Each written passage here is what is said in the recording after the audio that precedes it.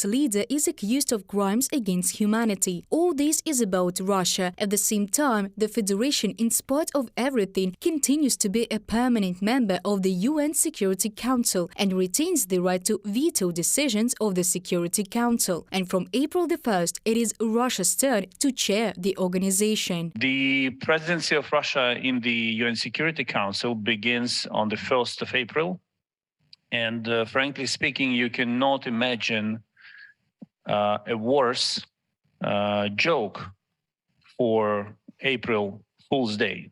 It's the worst joke ever, that the country who systemically violated all fundamental rules of international security is presiding over a body whose only mission is to safeguard and protect international security. On March the 26th, the Ministry of Foreign Affairs of Ukraine called for an extraordinary meeting of the UN Security Council so that the world reacts to the statements of Russian President Vladimir Putin about his intention to place tactical nuclear weapons on the territory of Belarus. Ukraine expects effective measures to counter the Kremlin's nuclear blackmail by the United Kingdom, China, the USA and France, in particular as permanent members of the UN Security Council, which bear primary responsibility for preventing threats of aggression with the use of nuclear weapons. We demand to immediately convene an extraordinary meeting of the UN Security Council for this purpose.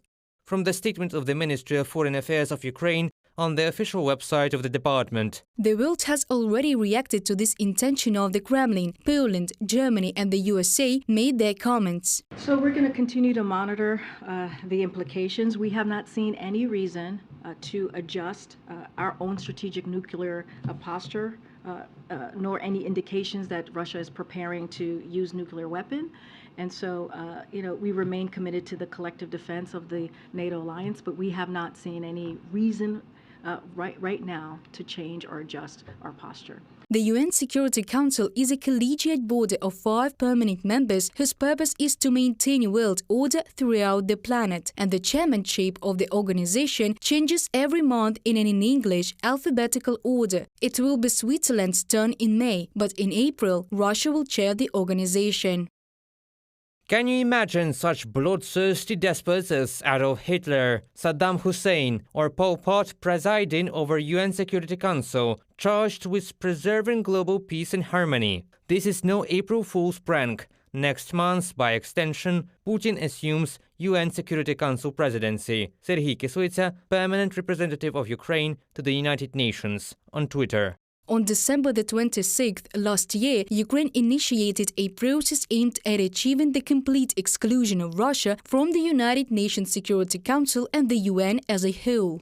We have stated at the official level our detailed and reasoned position on why Russia's presence in the UN Security Council and the organization as a whole is illegitimate. We provided detailed evidence of how 31 years ago the Russian delegation in fact simply occupied the seat of the USSR in the UN Security Council, a state that at that time ceased to exist, without statutory grounds for this. Dmytro Kuleba, Minister of Foreign Affairs of Ukraine, on Facebook. In order to exclude a permanent member of the organization from the UN Security Council, a vote must be held. Then in the General Assembly, 2/3 of the states must vote in favor, and then the changes must be ratified by the parliaments of at least 2/3 of the UN member states. Now there are 193 countries in the UN, so Russia's permanent membership in the Security Council should be supported by at least 129 states of the world. Reported by Diana Kolesnik, Bogdan Maksimets, Evgeny Karmazin.